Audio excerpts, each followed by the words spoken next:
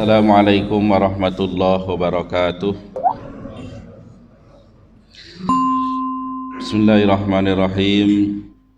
Alhamdulillahil wahidil qahhar al-azizil ghaffar mukawwiril laili 'alan nahar. Wassalatu wassalamu ala sayyidina Muhammad sayyidil mukhtar wa ala alihi wa ashabil akhyar. Amma ba'du. Hadirin jamaah salat subuh rahimakumullah. Alhamdulillah, puji dan syukur kita panjatkan kehadirat Allah Subhanahu wa taala atas karunia nikmatnya kita telah melaksanakan salat subuh. Mudah-mudahan segala amal ibadah yang kita laksanakan senantiasa diterima oleh Allah Subhanahu wa taala. Amin ya rabbal alamin. Salawat dan salam semoga tetap tercurah atas nabi kita, Nabi besar Muhammad sallallahu alaihi wasallam. Hadirin kaum muslimin rahimakumullah. Kajian kita pada subuh pagi hari ini membaca buku Awwalu Marrah Atadabbarul Quran, yang artinya pertama kalinya atau kesan pertama merenungi Al-Quran. Saya agak lupa ini sampai di mananya. Kita coba ulang saja, kalau tidak salah sudah sampai kepada ahkamul usroh ya, itu sudah selesai. Tapi sedikit kita ulang kembali, mengingat kembali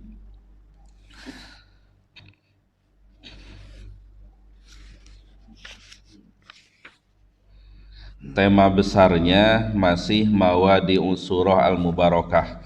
Mawadi itu jamak dari maudu ya, artinya tema atau judul ya, tema-tema dalam surah Al-Baqarah ya, salah satunya yaitu tasyri'u ahkamil usrah ya, pensyariatan hukum-hukum keluarga.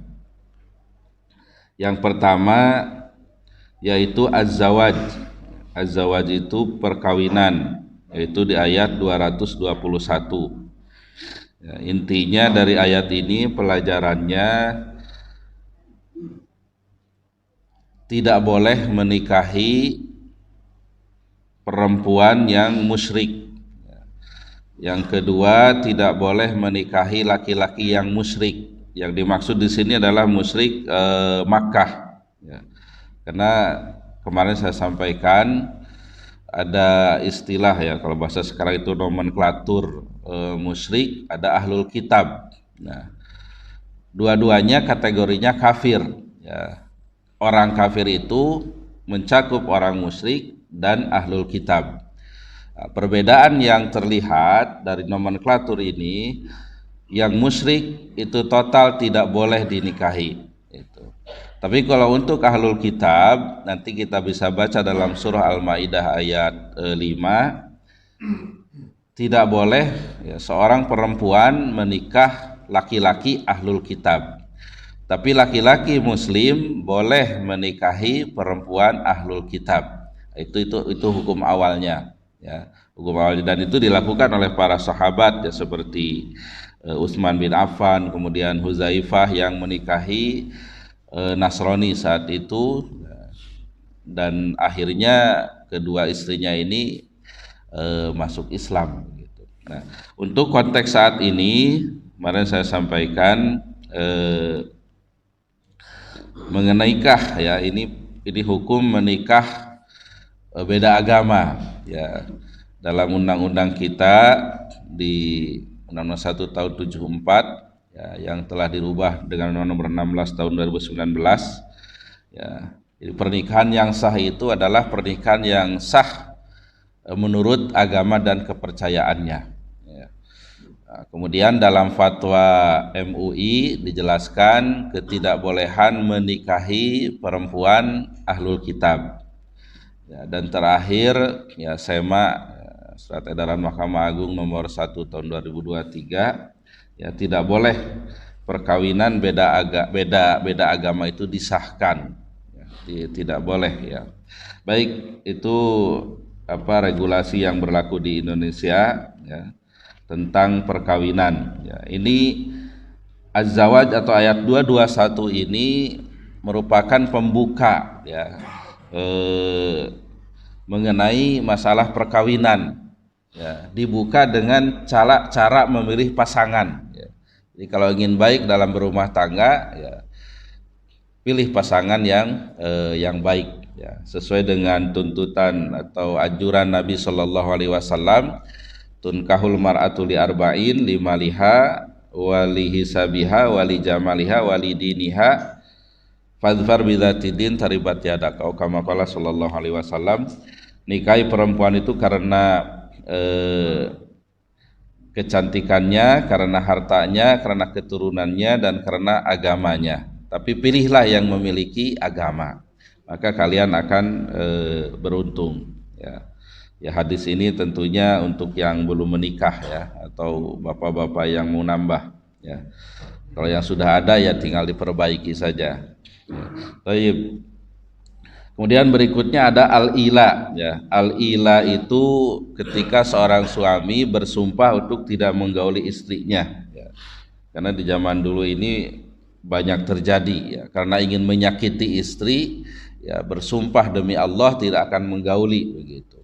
Nah, ini menunggu 4 bulan ya. Kalau sebelum 4 bulan mau kembali lagi, dibayar kafarat sumpahnya, di antaranya puasa 3 hari ya. Tapi kalau sudah 4 bulan harus ada kejelasan, jangan digantung gitu. Dan seorang istri bisa mengajukan ke pengadilan bahwa dia diila oleh suaminya gitu. Nah, itu nanti kebijakan hakim untuk manggil suaminya, apa mau diceraikan atau mau bagaimana begitu. Kemudian at-tolak ya, di ayat 227 ini kaitannya dengan wa in azamu talaqa fa innallaha samiun alim ya, ini kaitannya dengan tolak yang dijatuhkan oleh seorang suami ya.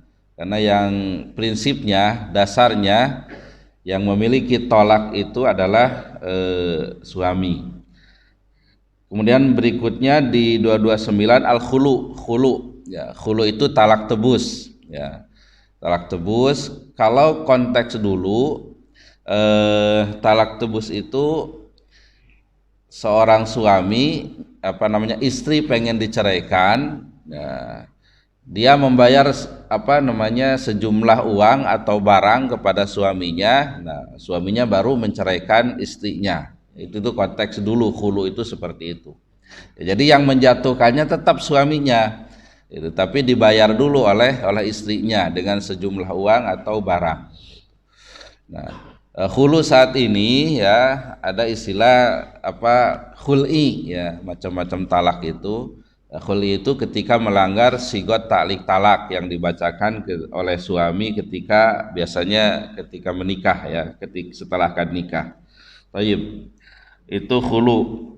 Kemudian di sini disampaikan fa in khiftum alla yuqima hududallah.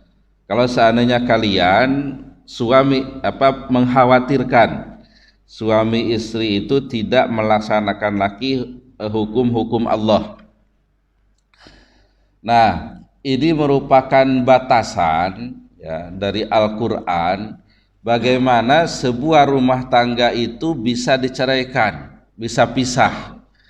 Yaitu ketika dikhawatirkan atau ketika dalam rumah tangga itu hukum-hukum Allah sudah tidak dijalankan lagi ya, artinya suami ya, tidak menjalankan lagi kewajibannya, tidak memberikan nafkah, istri juga sudah tidak melayaninya lagi dan sebagainya ya. Jadi itu tuh batasannya. Makanya ketika perkara perkawinan itu diajukan ke pengadilan, maka tugas hakim itu melihat sejauh mana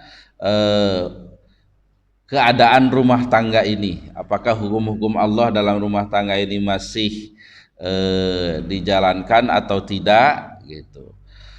Kemudian bagaimana ke depannya, apakah akan baik atau akan tidak baik. Nah, itu dipertimbangkan. Ya, dipertimbangkan, bukan keinginan salah satu pihak ya, karena bisa saja rumah tangannya sudah acak-acakan, sudah kacau begitu, tapi salah satu pihak katakanlah biasanya suaminya nggak mau menceraikan juga begitu. Nah, itu tidak mempertimbangkan keinginan seseorang salah satu, tapi yang dilihat itu keadaan rumah tangganya itu. Nah, ini batasan dari Al-Qur'an, sebuah rumah tangga itu bisa bercerai begitu. Baik. Kemudian di sini dibahas al-iddah lil mutallaqah wal armalah. Ya, iddah bagi janda. Jadi dalam Al-Qur'an janda itu ada dua istilahnya, ada mutallaqah janda cerai, armalah itu janda mati. Ya, janda mati. Kalau untuk yang janda yang ditolak ya 3 kali suci. Kalau untuk janda ya 4 bulan 10 hari, arba'ata asyhuri wa asyra. Baik. Kemudian kita juga sudah bahas an-nafaqah wal mut'ah ya. Ini kaitannya dengan nafkah terhadap istri yang diceraikan ya. Karena istri itu ketika menunggu masa iddah itu masih kewajiban suaminya untuk memberikan nafkahnya ya, selama 3 kali suci itu ya. Dan sebagian memang di masyarakat itu, apalagi karena suaminya sudah kesal begitu, kadang tidak mau memberikan nafkah itu ya. Nah, oleh karenanya regulasi di pengadilan ketika seorang suami mau menjatuhkan talak, nah itu sudah kewajiban nafkahnya sudah didahulukan begitu. Ya, jadi tidak membayar langsung ke istrinya, tapi melalui pengadilan. Gitu. Nah, ini untuk melindungi hak-hak perempuan ya. Kemudian al-mut'ah, kalau mut'ah itu penggembira bahasanya itu, penggembira ya. Kalau bahasa ya kategori kasar mungkin ya.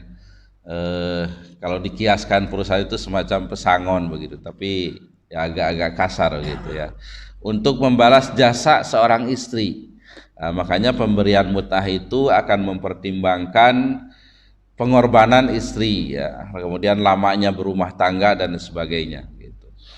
Nah, mengenai nafkah dan mut'ah ini ya, ini regulasi ya, kembali ke regulasi di pengadilan itu kalau ada perceraian ya biasanya suami yang mengajukan. Nah, kalau seandainya dua-duanya sepakat nominal nafkah iddah dan mut'ah, maka itulah yang diputuskan gitu. Biasanya kalau ada perceraian itu si istri nuntut nafkah yang tinggi, mut'ah yang tinggi, ya, suaminya sanggupnya rendah gitu. Rendah. Nah, nanti kalau tidak ada titik temunya antara suami istri itu, maka hakim yang menentukan besaran nafkah iddah dan mut'ah itu ya, dengan berbagai macam pertimbangannya tentunya ya, pertimbangan pendapatan suami, kebutuhan istri ya. Kalau mut'ah itu mempertimbangkan lamanya berumah tangga, pengorbanan seorang istri dan sebagainya. Baik. Ini hanya untuk pelajaran ya, mudah-mudahan kita ini jauh ya, kita anak-anak kita, keluarga kita jauh dari hal perceraian ini ya. Kalau saya memang bukan terpaksa ya, Allah menakdirkan saya di situ ya, mengurus yang bercerai itu. Baik, selanjutnya ada ar-rodha ya, ar-rodha itu penyusuan, yang menyusui. Kemudian yang terakhir sudah kita bahas tentang haid ya, haid. Wa yas'alunaka 'anil mahid qul huwa adzan fa'tazilun nisaa fil mahid ya. Intinya haid itu sesuatu yang kotor ya, maka jauhilah haid itu. Nah, cuma bahasanya fa'tazilun nisaa fil mahid, jauhilah perempuan fil mahid waktu mahid ini bisa artinya bisa isim makan, bisa isim zaman begitu. Itu kalau dalam tasrifan itu kan ada madi, mudhari, masdar dan seterusnya. Tadi kan isim makan, isim zaman. Nah, ini bahasa Al-Qur'an katakan itu mahid. Nah, ini mahid ini isim makan atau isim zaman. Nah, ini ada dua pendapat. Kalau yang berpendapat isim makan ya, maka mahid itu tempat haidnya aja yang dijauhi itu ya. Jadi tidak boleh digauli ya. Kalau mesra-mesra lainnya itu boleh-boleh saja gitu. Ada juga yang pendapat haid itu zaman waktu haid ya. Jadi totalitas dijauhi istri itu gitu. Tapi yang populer itu memang menunjukkan isi makan, isi makan. Dan hukumnya tidak boleh ya, haram menggauli istri saat haid ya, saat haid. Dan ada penelitian memang ketika apa namanya sperma bercampur dengan darah kotor itu bisa tidak baik kepada anaknya, itu cacat atau apa begitu. Baik, itu kita sudah bahas sampai haid ya. Baik, kita lanjutkan. Enaknya semua pegang buku kitabnya ya, biar baca bareng-bareng ya. Atau kalau ada HP ada apa namanya yang PDF-nya, itu bisa baca bareng-bareng. Tojib, nggak apa-apa lah kita dengar saja ya. Mudah-mudahan apa yang kita kerjakan dengan tadabbur ini ya sebagai bukti kita di hadapan Allah ya, kita sudah berupaya untuk mengkaji kitab sucinya ya. Karena kita punya kewajiban kepada Al-Qur'an itu ya, membaca ya, mengkaji ya, kemudian mengamalkan ya. Baik, ta'ammal ma'i ya, di sini bahasanya ta'ammal ma'i. Mari kita merenung ya bersama saya, kata penulis buku ini. Tadarrajat as-surah ya. Jadi surah ini bertahap ya, dalam ada tahapan-tahapan dalam surah ini. Tadarrujan ro'ian, dengan tahapan yang unik ya, dengan tahapan yang unik, menarik begitu. Yang pertama, tahqiqut tamayuz ya. Tahqiqut tamayuz itu bahasanya itu tahqiq itu merealisasikan ya, atau mewujudkan. At-tamayuz itu perbedaan ya. Ayatnya fawali wajhaka syatrul masjidil haram, maka hadapkan wajahmu itu ke arah Masjidil Haram ya. Jadi kita ini beragama ya beda dengan agama lain begitu ya. Salah satunya dalam menghadap ketika ibadah ya, ketika ibadah yang tadinya mungkin ada kesamaan dengan agama lain, ketika menghadap ke Baitul Maqdis, nah diperintahkan untuk dirubah menghadap ke Masjidil Haram, ke Ka'bah ya, ke Ka'bah itu beda ya, udah beda begitu ya. Yang kedua, at-tawazun fit tamayuz ya. At-tawazun itu keseimbangan ya dalam perbedaan. Artinya ketika ada hal-hal yang baik gitu, itu tidak dibuang semua gitu dengan kebiasaan orang lain juga begitu.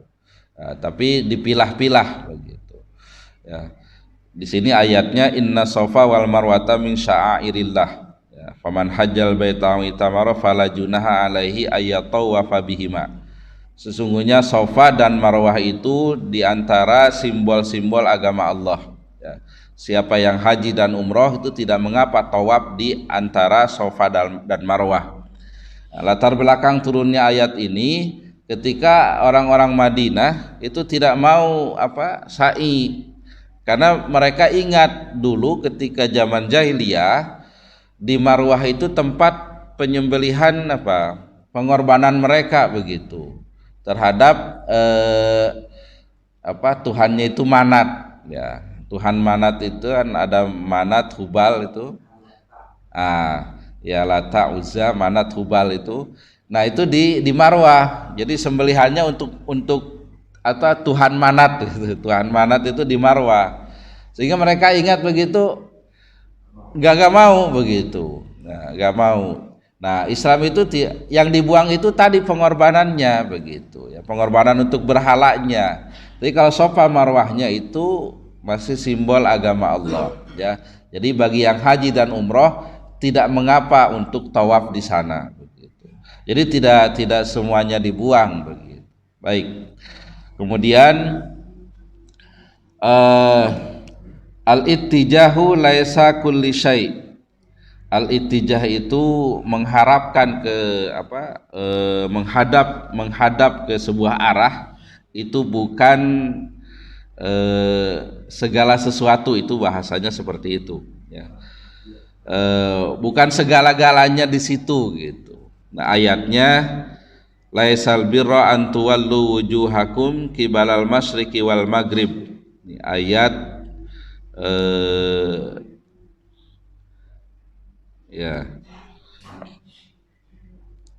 ya laisal birra an tuwallu wujuhakum qibalal masyriqi wal maghrib walakinnal birra man amana billahi wal yaumil akhir, ya, al ayah ya.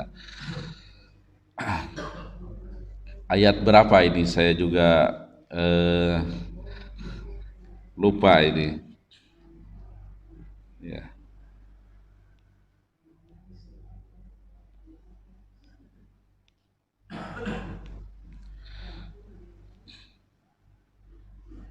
Ayat 177 ya. Ya. Walakinnal birra man amana billahi wal yaumil akhir wal malaikati wal kitabi wan nabiyyina wa atal mala ala hubbihi dzawil qurba wal yatama wal masakin wa ibnas sabil wasailina wa fir riqabi wa aqamas salata wa ataz zakah wal mufuna bi ahdihim idza ahadu wasabirina fil ba'sa'i wad dharra'i wa hinal ba's ulaika alladzina shadaqu wa ulaika humul muttaqun. Kebajikan itu bukanlah menghadapkan wajahmu ke arah timur dan barat, melainkan kebajikan itu ialah orang yang beriman kepada Allah, hari akhir, malaikat-malaikat, kitab suci, beriman kepada nabi-nabi, memberikan harta yang dicintainya kepada kerabat, anak yatim, orang miskin, musafir, peminta-minta, dan memerdekakan hamba sahaya, melaksanakan sholat, menunaikan zakat, menepati janji apabila berjanji, sabar dalam kemelaratan, penderitaan, dan sabar pada masa peperangan. Mereka itulah orang-orang yang benar dan mereka itulah orang-orang yang bertakwa. Ini panjang ayatnya dan merupakan salah satu tanda orang yang bertakwa ya. Tanda orang yang bertakwa itu ada di ayat ini ya, karena diakhiri dengan wa ulaika humul muttaqun. Jadi yang menjalankan perintah di ayat ini yaitulah orang yang bertakwa ya. Jadi yang pertama landasannya keimanan ya, keimanan kepada Allah, kepada hari akhir ya, kemudian kepada malaikat, kepada kitab, kepada nabi ya.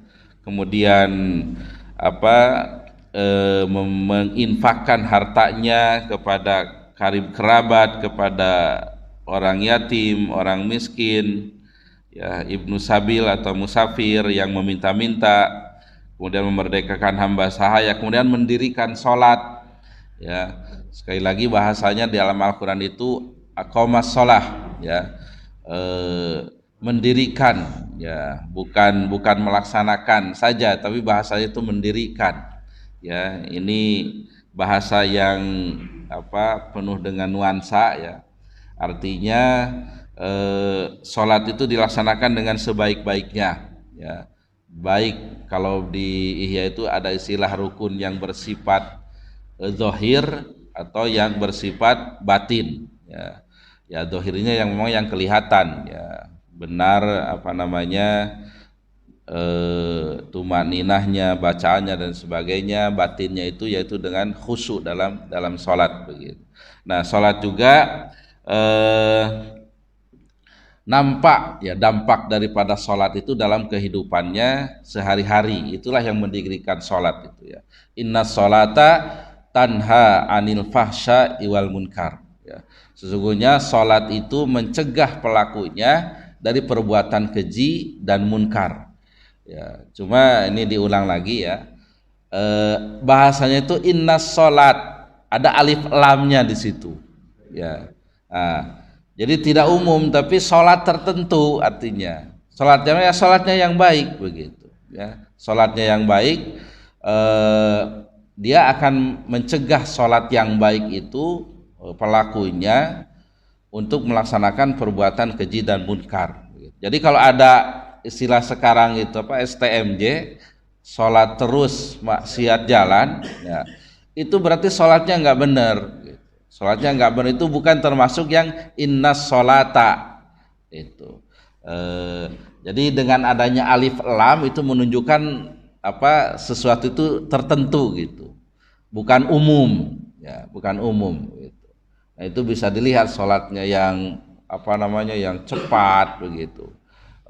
Itu kadang kurang baik juga dalam bekerja dan sebagainya. Begitu. Nah, baik, ya, itu mengingatkan ya sholat ya, karena sholat itu ibadah yang paling pokok ya, jadi harus terus diingatkan ya, walaupun ada kajian khusus di sini tentang sholat, terus saja diingatkan begitu ya. Karena kalau menurut para ulama ya bahasanya itu asli sholatak aslahallahu hayatak gitu. Jadi perbaikilah sholatmu, maka Allah akan memperbaiki kehidupanmu. Ya, jadi kuncinya di sholat itu. Taib. Kemudian mengeluarkan zakat, memenuhi janji, kemudian sabar ya dalam penderitaan, sabar dalam kemiskinan, sabar juga ketika berperang. Nah, ini kan banyak ya, kebaikan itu bukan hanya menghadap ke arah kiblat saja ya. Nah, ini makanya di sini al-ittijah laisa kulli syai. Menghadap ke arah kiblat itu bukan segalanya. Balil qadiyah, nah, islahun syamilun waltizamun kamilun.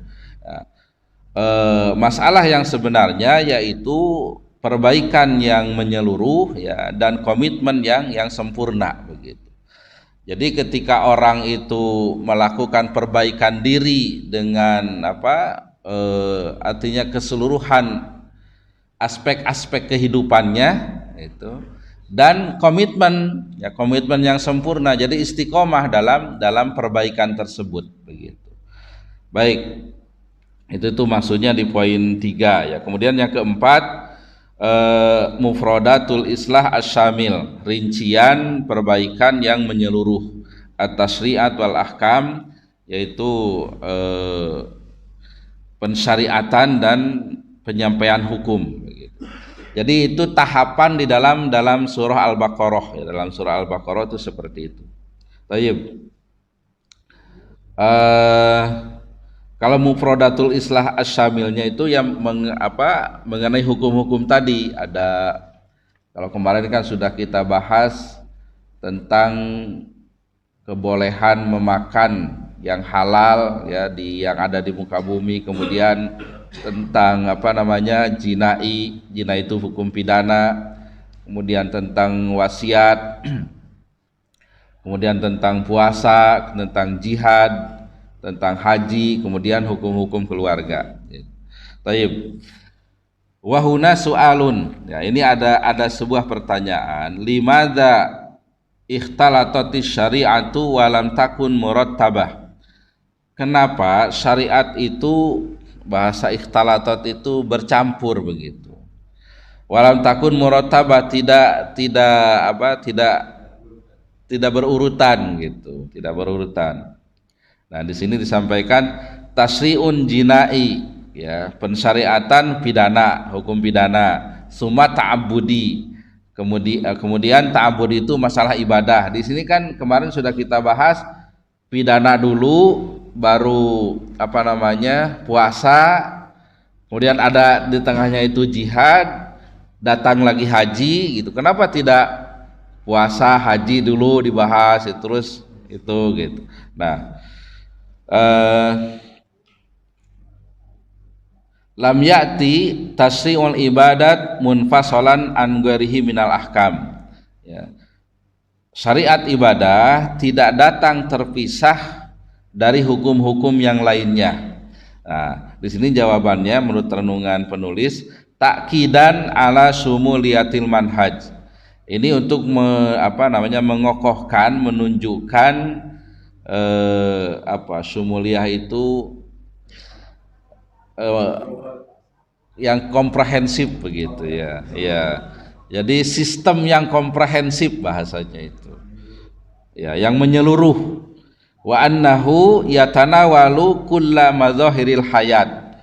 Dan bahwasannya Islam itu mencakup ya, semua madzahir itu diartikan sebagai fenomena ya, fenomena kehidupan. Ya, fenomena kehidupan ya. Jadi Islam itu bukan mengatur satu hal saja gitu. Tapi mengatur keseluruhan daripada kehidupan ini. Ya, bukan hanya masalah ibadah saja begitu. Ya, tapi masalah jihad, masalah keluarga itu diatur gitu. Makanya definisi hukum secara umum itu kan khitabullah alal mukallaf ya. Khitab itu perintah Allah kepada orang yang mukallaf ya, sudah taklif, artinya sudah balik ya. Nah, hukum-hukum itu terbagi, ada hukum ya, ini menurut Az-Zarqab untuk memudahkan kita memahami ya, menurut beliau hukum itu ada hukum diyani, ada hukum qadai. Ya, itu tuh hukum-hukum juga. Hukum diyani itu kaitannya dengan hukum yang ada hubungan dengan Allah, dengan masalah ibadah. Itu. Seperti puasa, ya, kemudian haji, ya. Nah itu hukum diyani. Ya. Kalau yang kedua itu hukum qadai. Hukum qadai itu kaitannya dengan sesama manusia. Nah, hukum qadai ini ada yang bersifat jinai, ada yang bersifat ahwal sahsiyah. Ya, bisa juga ahwal sahsiyah ini termasuk dalamnya hukum muamalah ya. Itu dalam lingkup ahwal sahsiyah, perdata. Itu perdata. Kalau jinai itu pidana. Jinai ini kaitannya dengan pelanggaran hukum ya. Ini untuk melindungi manusia dari kejahatan manusia lainnya, itu dengan hukum jinai. Ya, jadi orang tidak sembarangan memukul, tidak apalagi sampai membunuh dan sebagainya. Itu dilindungi dengan hukum jinai. Ya. Kalau ahwal sahsiyah itu yang kaitannya dengan keperdataan, seperti perkawinan, ya.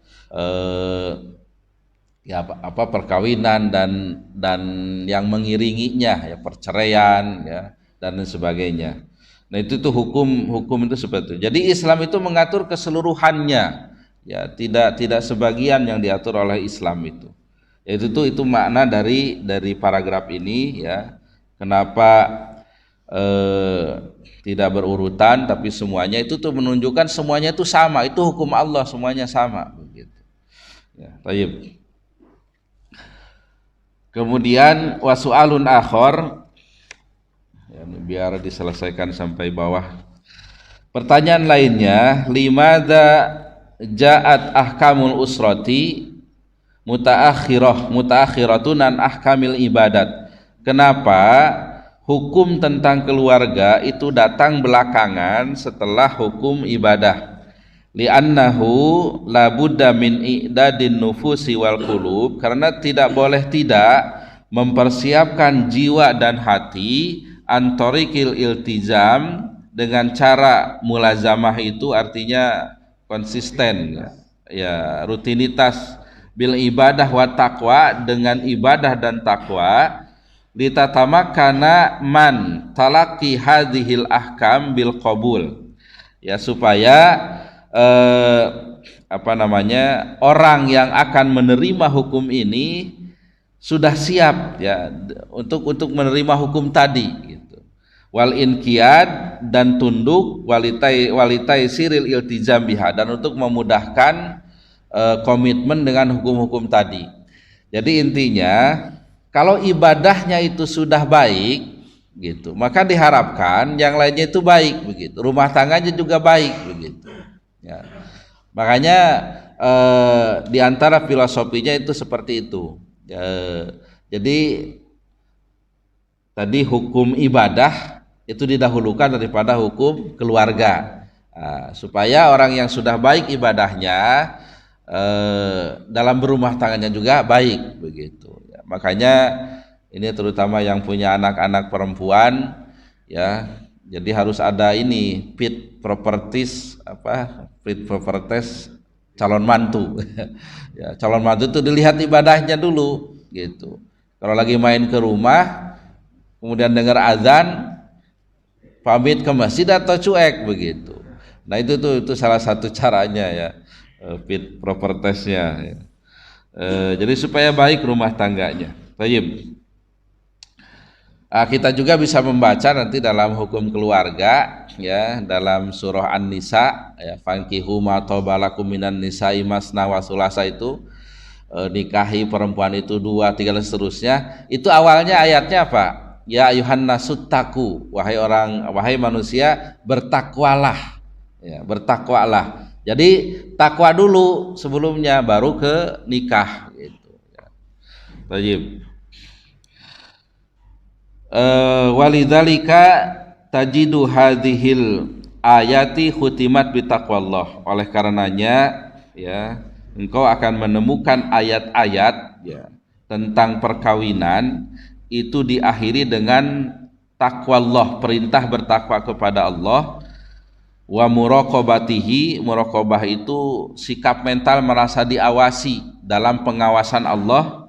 Wa tadzkir, dan mengingat bi ilmihi, dengan ilmunya Allah Subhanahu wa taala ya. Jadi mengingatkan bagaimana Allah mengetahui tentang keadaan kita, tentang aktivitas kita begitu. Ayatnya nanti ini waktu suruk 43 ya. Jadi kita lewatkan 53-an. Ayatnya di 231, 233, 234, 237, 241 ya.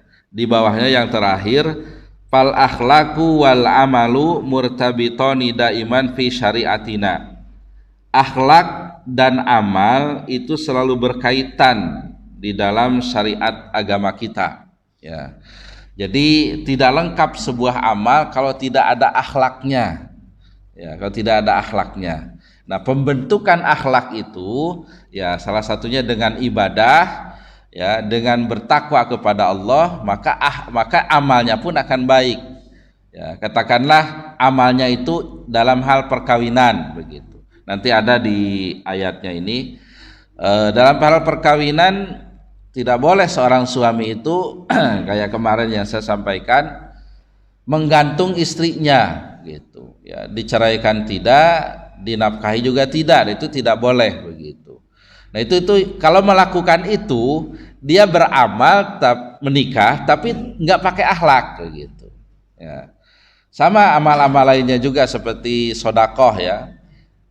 Ya ayyuhalladzina amanu la tubtilu shadaqatikum bil manni wal adza. Itu wahai orang yang beriman, jangan batalkan sedekahmu dengan angan-angan atau harapan ingin dibalas, wal adza, dan menyakiti begitu.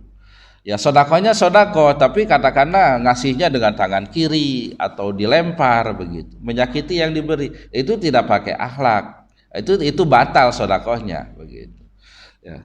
Baik, itu tuh pengertiannya, fal akhlak wal amal murtabitoni daiman fi syariatina ya. Jadi akhlak dan amal itu terkait dalam syariat kita ya. Baik.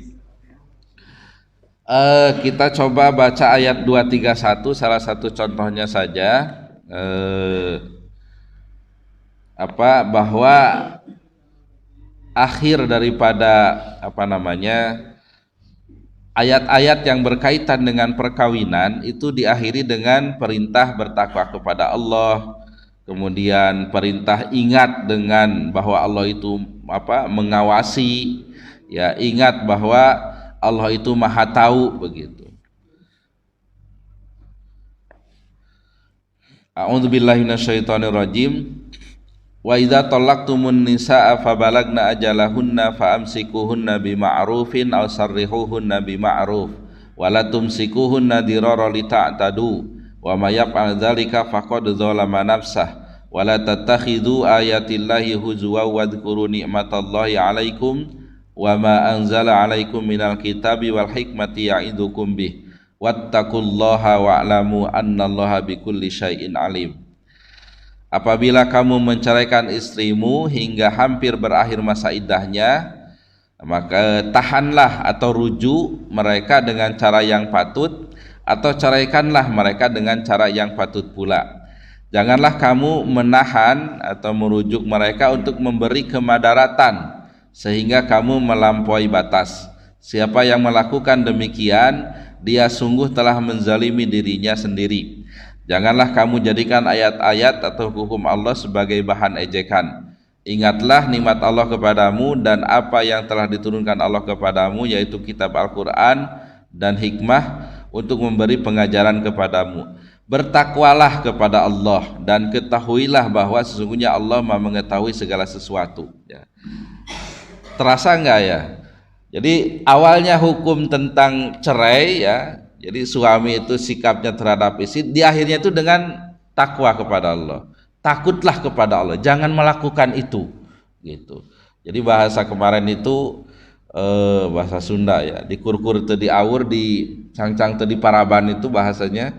Jadi dipanggil-panggil nggak dikasih makan, diikat nggak dikasih makan begitu. Nah itu maksudnya jangan membuat kemadaratan kepada istri itu, ya kepada istri itu.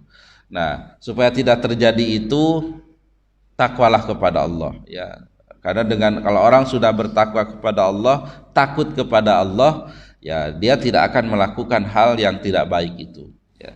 Baik, ayatnya ini banyak, ya kita baca salah satunya saja. Karena waktu juga sudah hampir berakhir, barangkali ada yang mungkin mau menambahkan atau mungkin ada yang perlu diluruskan atau mungkin ada pertanyaan, kita diskusikan. Oh ya, silakan Pak. Assalamualaikum warahmatullahi wabarakatuh. Waalaikumsalam warahmatullahi wabarakatuh. Ini masalahnya klasik kalau dalam kajian yang seperti Pak Ustadz tadi singgung mengenai perkawinan campur. Ya. Itu ada semacam, waktu itu kan ada Presiden Palestina Yasser Arafat. Ya. Itu kan menikah dengan Ya. non Muslim. Kemudian apakah dianggap bahwa dia melalaikan ajaran Islam karena menikahi non Muslim gitu? Ya. Padahal kan dalam keharmonisan itu kan satu iman ya. Ya. Dalam menjalani kehidupan itu menurut Ustaz. Ya, baik. Jadi begini, di Al-Qur'annya dalam surah Al-Maidah ayat 5 itu boleh laki-laki Muslim menikahi ahlul kitab. Ya, bisa Yahudi atau Nasrani ya. Bahkan sekarang pun di Israel yang menjajah Palestina, rupanya agama Islam itu sudah nomor 2 setelah Yahudi, itu Islam di agama di sana itu. Ya. Dan ternyata adanya banyaknya yang beragama Islam itu dengan adanya perkawinan campuran tadi katanya. Artinya mungkin orang-orang Yahudi perempuan Israel itu menikah dengan orang-orang Arab yang Muslim begitu. Nah, jadi begini, yang tadi disampaikan ketidakbolehan itu di Indonesia, dan itu ketidakbolehannya di landasannya itu adalah fatwa, ya, fatwa. Ya. Karakteristik daripada fatwa yang pertama itu bisa beda pendapat, ya, bisa beda pendapat. Pernah juga saya sampaikan di sini, saya pernah mendengar itu ketika muncul bank, ya, bank ada bunganya di situ, ya, 11 ulama Al-Azhar, ya, itu 9 mengharamkan, 2-nya masih tidak mengharamkan. Itu fatwa, ya. Jadi fatwa itu bisa berbeda-beda. Itu fatwa untuk konteks Indonesia itu tidak boleh menikahi ahlul kitab. Tapi bisa saja fatwa di luar negeri yang mungkin perempuan muslimahnya itu sedikit, nah itu bisa berbeda gitu. Itu fatwa. Ya, itu fatwa. Karena kan prinsipnya di Al-Qur'an boleh begitu. Ya, tapi kan hukum itu yaduru mal illah wujudan wa adaman, ya. Hukum itu berlaku karena alasannya gitu. Nah, karena alasannya. Ya, untuk konteks dulu itu boleh begitu karena muslimahnya masih sedikit begitu kan, untuk merekrut juga supaya yang ahlul kitab itu bisa masuk Islam begitu. Nah, untuk konteks Indonesia ini kemadaratannya lebih banyak, ya. Muslimah, ya, perempuan-perempuan yang beragama Islam sudah banyak begitu kan. Kemudian yang dikhawatirkan lagi untuk kehidupan anak-anaknya gitu. Karena dikhawatirkan karena ada penelitian agama anak itu lebih mengikuti kepada ibunya gitu. Sementara suami itu diperintahkan untuk ku anfusakum wa ahlikum naro, jagalah dirimu dan keluargamu dari api neraka gitu. Jadi jangan sampai anaknya, ya, bapaknya muslim, anaknya non muslim begitu. Nah, itu tuh konteks Indonesia. Jadi fatwa itu berbeda-beda gitu. Jadi mungkin untuk di konteks Palestina masih dibolehkan fatwanya itu. Yang kedua, fatwa itu karakternya tidak mengikat, ya, tidak mengikat. Fatwa Muhammadiyah kan merokok itu apa? Haram. Tapi tidak lantas orang yang merokok dipenjara kan? Ditarik di penjara begitu. Ya, beda dengan haramnya katakanlah judi gitu. Itu kan dengan hukum. Hak keharamannya bukan fatwa lagi, tapi itu hukum, sehingga ada konsekuensinya karena ada pidana gitu kan. Nah, itu tuh fatwa. Yang ketiga, fatwa itu bisa berubah-ubah, ya. Bisa saja yang tadinya tidak boleh jadi boleh gitu, atau sebaliknya, tergantung situasi dan kondisi, ya. Jadi itu dasarnya fatwa, Bapak, ya. Jadi jangan aneh kalau ada yang berpendapat pasti membolehkan gitu, karena dasarnya fatwa itu. Kira-kira bisa dipahami, Bapak? Ya. Gimana, sudah cukup? Ya, kalau ada masalah-masalah ya apa yang dengan regulasi, ya kaitannya dengan keluarga, ya bisa secara langsung kepada saya, ya. Tapi hanya sebatas normatif, ya, normatif gitu ya. Jadi mengarahkan saja sepengetahuan saya gitu ya. Baik, itu saja yang kita kaji pada pagi hari ini. Mudah-mudahan ada manfaatnya untuk kita semuanya dan mohon maaf atas segala kekurangan. Kita akhiri dengan berdoa kepada Allah Subhanahu wa taala. Bismillahirrahmanirrahim. Alhamdulillahirabbil alamin hamdan yuwafi ni'amahu wa yukafi'u mazidah. Ya rabbana lakal hamdu kama yanbaghi li jalali wajhika wa 'azimi sultanik. Allahumma shalli ala Muhammad wa ala ali Muhammad. Allahumma ighfir lana dzunubana wa liwalidina warhamhuma kama rabbayana shighara. Allahumma ja'al jamana hadza jaman marhuma wa tafarruqana min ba'dihi tafarruqan ma'suma. Rabbana la tada' lana dhanban illa ghafartah wa la hamman illa farajtah wa la daynan illa qadaitah wa la maridan illa syafaitah wa la aiban illa satartah wa la hajatan min hawajid dunya wal akhirati illa qadaitah ya arhamar rahimin. Rabbana atina fid dunya hasanah wa fil akhirati hasanah wa qina adzabannar. Wa sallallahu ala sayyidina Muhammadin wa ala alihi wa sahbihi wasallam. Subhana rabbika rabbil izzati amma yasifun, salamun alal mursalin walhamdulillahi rabbil alamin. Subhanakallahumma bihamdika asyhadu an la ilaha illa anta astaghfiruka wa atubu ilaik. Alhamdulillahirabbil alamin. Assalamualaikum warahmatullahi wabarakatuh.